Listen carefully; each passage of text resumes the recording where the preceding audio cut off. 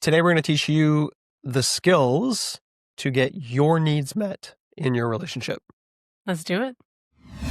Hey, Vol Nation, welcome back. Hello. Welcome back. I love this one. This, for me, is the skill that I had to learn that I think I love teaching people. I think more people need to express what they want. I think more people need boundaries. I think more people need differentiation. Anyways, I'm really excited for this episode because I think too many people out there are just allowing themselves to live a life that they don't really want to live. A life that was scripted for it. them. Yeah, right? exactly. Yeah, this is something that I am definitely still working on actively. So I am also very excited to talk about this. Yeah, and we call it advocating for yourself. It's part of the communication portion of the Evolved Marriage Model. And really important here because when people hear this idea of advocating for yourself, a lot of times they're like, I'm good at advocating for myself. I know what I want. But what we're talking about here is how do you communicate to your partner in relationship what it is you need, what it is you want, what it is you desire, what your boundary is, what's not acceptable for you, right? Mm-hmm. So I think a lot of people in a vacuum can sometimes say what they want, but it becomes a lot scarier when you have to say what you want to another person, right? Where you're not just living in your head about it. Yeah, and to me, what's scariest is actually having to take the time to think about myself, to think about what it is that I want. That was scary for me because when I was given permission to do that, it was kind of like, well, I don't know how to do that. I've never done that before. And then I started having all these thoughts, well, what if I say that I want this and then I don't want it and then it's not the right thing? So I think there's also that aspect of it of yes, asking your partner for what you want is something. It is difficult to do. But firstly, realizing what it is that you want is a whole obstacle in itself. And that really is, in our previous episodes, leading yourself, that can be a very good foundation to try to start figuring out what is it that you want.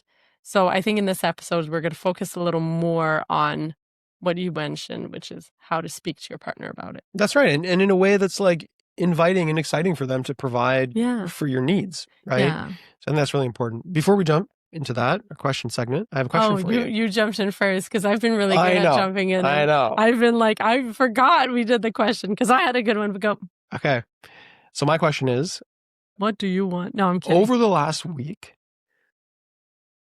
what is a need that you had or a desire that you had that you didn't speak up about?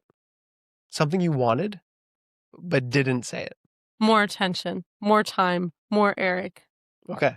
And I didn't speak to you about it because you seemed very kind of in your head this week, pensive and stressed. And so it was I don't want to burden you with my needs and my wants. I also don't know that you didn't seem to want to be around me, want closeness.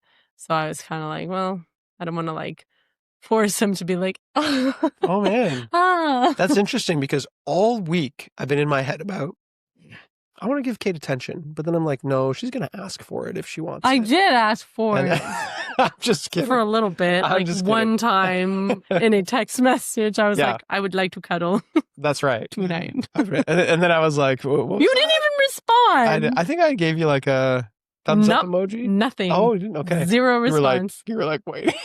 It was period. Was it 3 dots? Dot, erase, dot, erase. I'm oh my God, what does this even mean? No, that didn't happen. I do want to give you attention, and I have been in my head and a little pensive. Oh, I was going to say, I have been giving you it. I was going to smack you right on live television. That's right.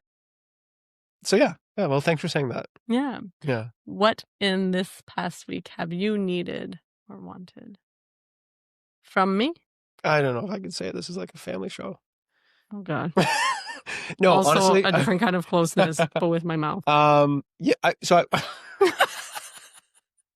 now it's an R-rated show. I have to put on an explicit on the. Oh, that's the one. So, I will say I think I wanted closeness. I think I wanted affection. That's what I wanted. Yeah, because you were not giving off that vibe. No. And again, but when I don't feel like it's available to me, I tend to isolate myself. It's very protective for me. to be like, well, if it's not freely available, I'm just going to take care of myself.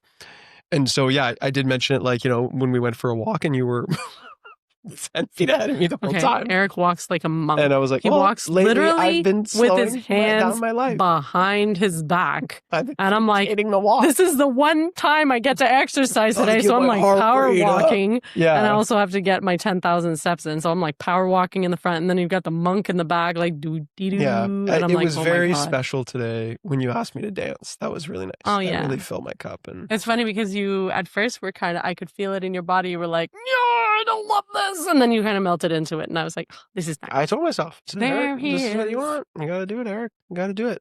It's what you want. Yeah. Even though you don't I love want that we did that in it. front of the kids too. They were like, the fuck And is they happening? wanted to dance too. Yeah, it was cute. So yeah, that was that's for me. But let's jump into the topic. Jumping into. So maybe we can start with why this is so hard. Why do people not advocate for themselves? Yeah, I think the biggest one, fear of conflict, fear of rejection, fear that our spouse is going to think that we're too much. Yeah. That we're asking for too weird. much. What we're asking for is weird. Yeah. That we're needy. That's a big thing for men, I think right? the biggest thing is the fear of judgment. Yeah. If I ask for this, what is another person going to think of me? If I ask this, what do I have to do for them? I think there's also this like 50-50 mentality, right? Well, if I ask him for a foot massage, then I have to give them and I just like, it's like, nah. So yeah, this fairness thing, right? Like, yeah, I do know a lot of men too, typically. I don't know if this is true for women, but I know for a lot of men, there's like this performative aspect, which is like, until I perform or do something, I'm undeserving. I'm undeserving of the reward. So in order to receive what I want, in order for my wife to give me what I want, I have to do something, right? I can't just like be who I am and then receive it.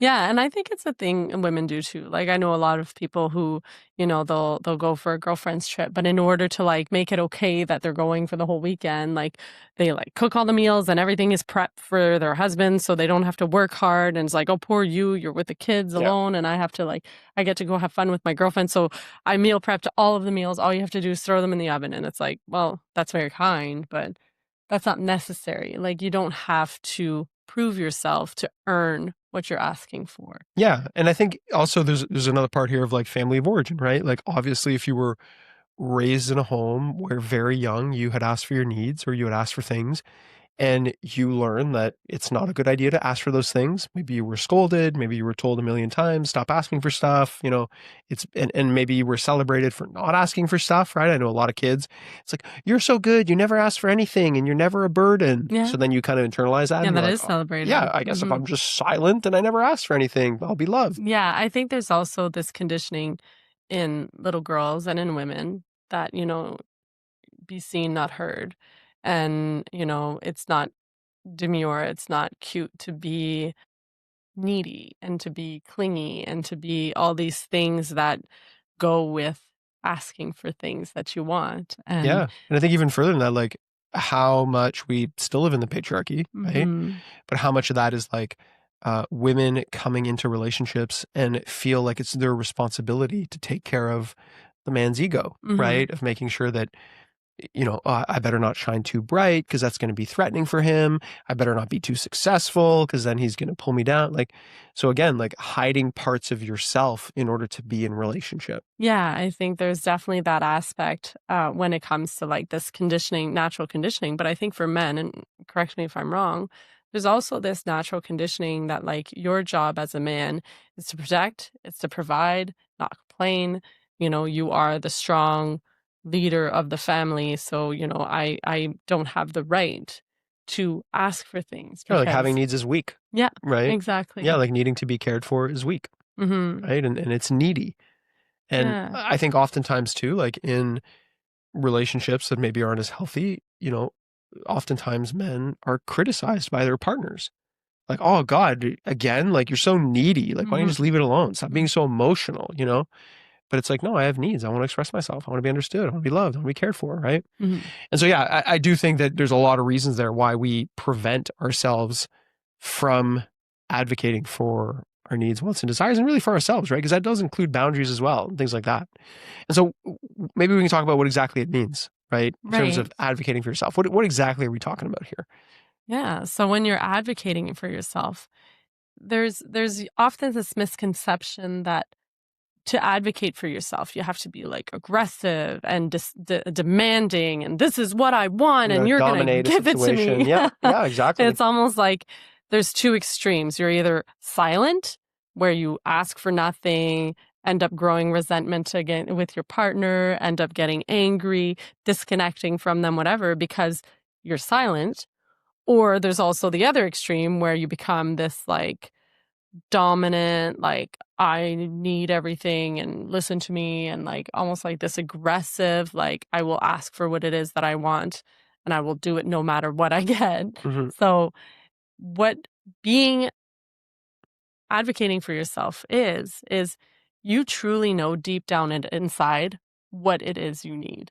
So you are clear about what it is that you need and want in a relationship, for yourself, for your life, for your partnership. Yeah, and I'll add to that, and you have a deep understanding and belief and acceptance that those needs are valid. Mhm. Because this is where a lot of people get stuck, right? They know what they need, but they don't believe they're valid. Mhm. And so they don't ask for those needs to be met, right? Or Yeah, they put and themselves in a situation where the needs aren't being met. yeah, and that really comes down to the foundation of our kind of our model, where leading yourself, you get to know yourself in a way where you trust yourself, and you trust that the things that you ask for and the things that you want in life, you truly deserve, and you are worthy of that.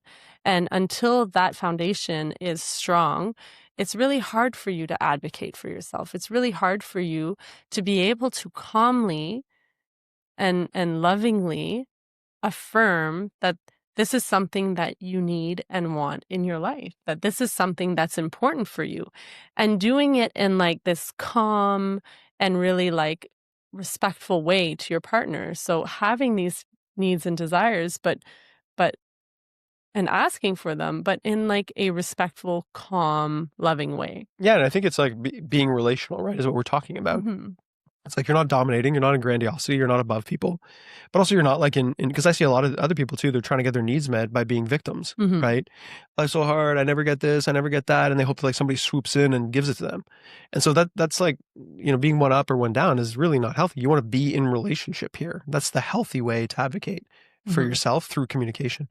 And so, maybe we can talk about some of the skills in order to start advocating for yourself with your partner through communication. And I think the first thing that we have to talk about is you have to identify what your needs are, Hmm. right? A lot of people don't even know what their needs are. Yeah, and like I know for myself for a long time, it was really hard for me to even grasp the concept that I might have things that I want to do differently, and that those things might be different from things that you want to do. Hmm. That my needs and my desires and my wants for our relationship, my own life, whatever, were different than yours.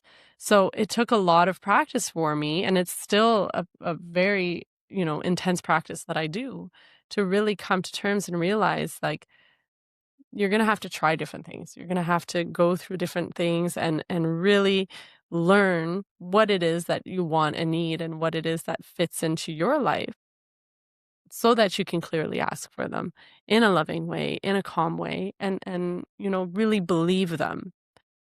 So I think that that is a really important step in learning about your needs and wants, and then being able to advocate for them. Yeah, and I think also accepting that your needs and wants are going to change based on your life stages, right? Like we evolve, we change. There's things that I needed and wanted in my 20s that and now, I'm 40, I don't really need and want as much. And there's things that I need and want at 40 that I didn't want at 20, Yeah. right?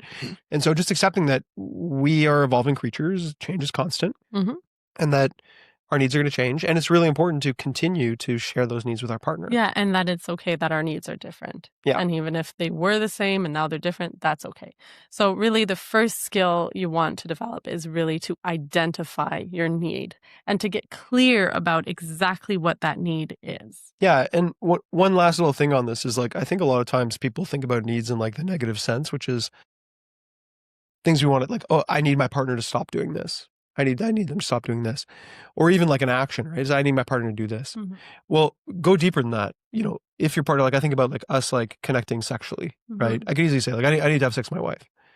but that's not really relevant in the sense of like, okay, well, what does sex do for you, Eric? Like, what is the experience of having sex with your wife lead to for you, and what does it do? And it's different in certain scenarios, right? Sometimes I use sex to like get out of my head, which is not really a healthy way to have sex. Sometimes I use sex to validate myself, which also, so really understanding like, what is my need here, right? And so you can kind of go below the surface and really get to the core, because then when you get to the core of it, well, there's multiple ways you can have that need met. But if you only have one way that this need can be met for you, well, you know, it's going to be very hard for you to consistently be in relationship and have those needs met, because if your partner's not available to you, or something's happened medically or things like that, well, then you might not be able to experience the type of sex that you want to be experiencing with them. Exactly. Yeah, I love that you mentioned that. Yeah. So once you identify that need, the second skill is to be able to request that need in a clean, kind, clear way. Because oftentimes what happens is we have this need, we have this want, but because we're not super clear on what it is that how we want to say it to our partner, what exactly it is that we want, it kind of comes off as like, hey, I'd like for us to spend more time together. And that's like, fine. That's a good need to mention, except, well, what is it specifically that you need? Like, what kind of time do you want to spend together? What does that time look like? You know, so if your partner's like, yeah, I got 15 minutes before going to baseball, like, the need has been fulfilled. You asked for time together. Yeah. Yeah. And So, I 100% agree. And I think if we're getting really granular, like saying, I'd like to spend time together is not a request. Yeah. It's just a statement. Yeah. You know, your partner could respond very appropriately and say, yeah, that's great. You know, that's it. Like, thanks for sharing what you're thinking. Right. But again, a request, we want to make it clean. We want to make it clear. And a request gives the opportunity for your partner to answer yes, no, or an alternative, right? So you saying, what's your plans for tonight is not a request. You saying, I'd like to spend some time with you tonight. Are you available between 8 and 10 p.m.?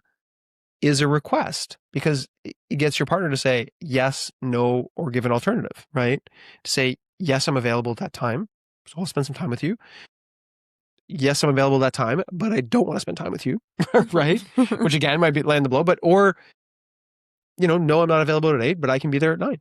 Yeah. Which is an alternative. And so really important to understand that like a clean request is a question to your partner to provide something for your benefit. They might benefit from it as well, but you have to be able to ask in a way where they can answer yes, no, or maybe. Exactly. Without blaming, without you never do this, you don't do that. And so you need to start doing this and you need to start doing that. You know, if you're the one who makes dinners all the time at your house, well, you never make dinners. I need you to start making more dinners. That's not a very clean way to ask. It's not a very kind way, nor is it desirable, because when you ask for things in a way that's desirable, in a way that's like, yeah, I would love to do that for you, it attracts your partner and makes your partner want to do it for you a lot more than if you're blaming them and shaming them and making them feel bad in order for them to do it. So, for example, if I take the dinner example, you know, I'm saying, you never make dinner. I need you to make more dinner. Instead, if I want to make it more desirable, I could say something like, it would really mean a lot to me if you could make dinner for us on Friday night. I have a really busy day at work and I just don't think I'm going to have the energy for it. And it would mean everything for me to know that I could come home and know that dinner will be made and set on the table. When I ask in that way, when I request in that way, and I'm telling him exactly how it's going to make me feel and whatever, my partner is far more inclined to respond to it in a positive way and want to do that thing for me than if I was blaming him and you never make dinner and could you just like do it on Friday night? Like I'm going to be tired. Like it's a lot more attractive. And then they're going to want to help me. They're going to want to love me and give me the love that I'm asking for. Yeah. Yeah. I love that you said that. And I think an easy way to think about it, right? Sometimes we do have these irritations, right? Maybe like it starts with like, I'm just exhausted making dinner all the time. Eric never makes dinner. That's kind of how it starts in your head. Well, then a great way to like flip that to your request is to like flip, like, well, if I could, in the perfect world, if I could have what I wanted to have, what would that be? Mhm. And, and being real about that and saying Right. like, I would love Eric to make dinner at least 50% of the time, right? Yeah. That might be it. Like I like to make Eric, or I want Eric to make dinner Friday, Saturday, Sunday from now on. Now that's where it starts, right? That's kind of your desire. And it doesn't mean it's going to get met, doesn't mean anything's going to change, but you have to start there. Mhm. And then you go and you make the request like you talked about in a very healthy way. And so again, think about how you're requesting. If you have criticisms or complaints, well then like flip that into the positive intent. Okay, so what is it that you'd like to have ideally? Because again, we always want to lift our partners up towards creating something instead of beating them down so they change, because that's not Mhm. really a great way to be in a relationship. The third skill is boundaries, Yeah. right? Now, Setting boundaries with love. yeah, and I think we could do a whole episode on boundaries another time. We've done them before. Boundaries is a very complex topic, but really simple way is that you want to help your partner understand how to treat you so you can be in relationship with them, Yeah, so right? setting boundaries is one of the most important ways to advocate for your needs, for saying, I will not accept this. This is not something that is healthy for me in my life. Therefore, I will set a kind, loving boundary for myself. Boundaries aren't for another person, boundaries are for you, to protect you, to protect your integrity, to protect yourself as a person. Yeah, and I think when you're setting boundaries, make sure that they're being done out of love and collaboration, Mhm. right? I see so many people set boundaries out of avoidance or self-protection, and they essentially use the boundary to just like control the situation, Mhm. right? When it's like, partner's like, hey, can I talk to you about something? I have a boundary. I don't want to talk about anything. Yeah. It's like, well, that's not really collaborative, right? Yeah. And so be honest about what your boundary is, what the challenge is, what it's protecting you from, right? So, and always think about, am I setting this boundary out of love and collaboration or out of fear and self-protection? Right. Neither one of them are right or wrong. Sometimes you will set boundaries out of fear and self-protection, but just understand that, self-protection prevents connection. Right. And so you're probably not going to be able to enter into connection with your partner if you're setting really rigid boundaries that are just leading you to avoid them all the time. Right. Right. A fourth skill is to own your desires, to really know what it is that you want and be okay with that. Mm-hmm. To be okay that this is something you want, and no matter what your partner says. So if I ask Eric, hey, Eric, I'd love to spend time with you on Friday, and he turns around and he's like, nope. Well, to be like, it's okay that I wanted that. And it's okay that I want to spend time with my partner. And yeah, it hurts. It hurts that he doesn't want to spend time with me. And so I'm going to really think on this and, is this something that I can continue to live with? It's okay for me to own my desires, to have those wants, to have those needs in my relationship. If my partner is unwilling to give me those desires, that's okay too. Then I have to decide, is this something that I can continue doing? Can we work in collaboration to kind of find a middle ground until he gets to a place where he's maybe more comfortable, more secure in order to fully fulfill those desires? Just because I ask for something today doesn't mean it needs to be dealt with today. It might take a few years for this for this desire, for us to work up to this desire. But Yeah. And I think just jumping in on that, like, I think just really a message for the listeners is like, we all deserve to be loved. We all deserve to be in a partnership where we're chosen. And if you are in a partnership where you're consistently feeling like your needs aren't being met, you have to really start asking bigger questions about, you know, is this really the right person for me? What is preventing them from meeting my needs? If you've done a lot of the work and you've been kind and the person is just absolutely against being in partnership and meeting your needs, I think you really need to have these bigger conversations, which is really stems from this belief that your needs are valid. So I hope if you're listening to this, you understand like you deserve love, you're worthy of love. We all deserve to be in a great relationship where we're chosen, and we only have one life, and life is too short to be, staying in relationships for long periods of time where we're constantly not having our needs being met. Right. And so I think people are waking up to that. But again, it's a process. It's way more complex than just a lickety split decision. yeah, And I and it think that doesn't has to be mean said, yeah, right? and if it doesn't mean that if you ask for something and your partner says no, that it's start questioning your whole relationship. No, like this is years and years and however long you're willing to put up with it. But it is definitely a process, and conversations have to be had before that. Yeah, and I think understanding that, like, really what we're talking about here is a lot of the payoff, right? That you can have if you start advocating for your needs and being more of yourself and bringing more of this into the light, setting healthy boundaries. I mean, your respect for yourself goes through the roof. This is what we Yeah. call self-validated intimacy, is like you actually start to respect yourself more for asking for what you want, Yeah, right? and I think your partner starts to respect you more. Like, wow, like look at you just asking for what it is you want. People like people who know what they want. Yeah, it's Yeah. attractive. It's like, "Hey babe, I want to go on a date on Friday. I'm going to plan a really amazing date for us on Friday. Are you free?" "Yeah." "Oh, awesome. Can't wait to hang out with you." Like, Yeah. that is so much more attractive than, "I don't know what I want. I don't know what I want. I'd like to spend more time together. I feel like we haven't seen each other all week." That's not attractive. Somebody who comes up to their partner and they're confident and they feel good about themselves and they're, you know, They know their what needs are valid. exactly. They know their needs are valid. They know that they have desires and it's okay for them to ask for them. Yeah. And I think another good payoff is that it lowers resentment. I just think about, Mhm. like, how many times do we just like stuff our own wants and needs, and then 6 weeks down the road we just blow up. We're like, yeah, by the way, 6 weeks ago you, like, no, stop doing that. Like, if you have desires, speak them out, be honest Mhm. about them, advocate for them. I think it's really important.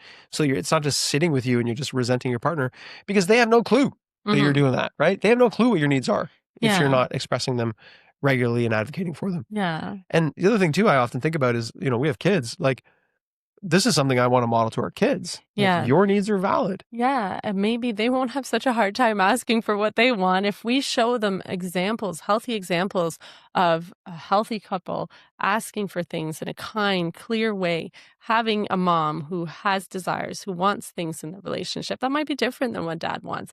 This is something that you're showing your kids and their future generations, like you either heal it or pass it on, right? Yeah. So let's heal it and pass on the right things. Yeah. And I think the last thing that is really important for all the listeners is that, it actually brings more intimate connection, more novelty, more excitement to your relationship. Like, Kate advocating for her needs and what she wants has brought so much life energy to our marriage and to our family, Mhm. right? Because we're essentially two people who have all these experiences that we want, and working together to create that is like 10x what we've been able to create.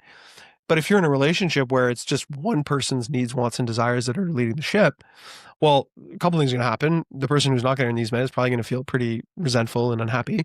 But also the person who is, just kind of like having all their needs met, and that's all that's leading the ship, is probably not feeling a lot of novelty in their life. Mhm. They're like, where's my partner? Like, I want a human being who has needs, who has wants, who has desires, who loves things, right? But if you're just like with a people pleaser all the time, that gets kind of boring after a while. Mhm. And so I do want to say, like, it ramps up intimacy, it ramps up novelty, it ramps up excitement. So it's like a Yeah. win-win, right? All around. Yeah, and going back to our model, right? You start with leading yourself, getting to really know what it is that you want and desire. And then you have the conscious communication. Advocating for yourself is a way to communicate in your relationship. And the more you can do it, the easier it becomes. And then because you can advocate for yourself, because you have conscious communication in your relationship, then it leads to genuine connection. And that's what our next episodes are going to be based on. And so we're going to be talking, about emotional intimacy, physical affection, sexual pleasure, and all of those things can't happen unless you've created the intimacy that comes with conscious communication. So being able to advocate for yourself really leads to the next part of the triangle, the one that a lot of people desire the most in relationships. I want more sex and I want more affection.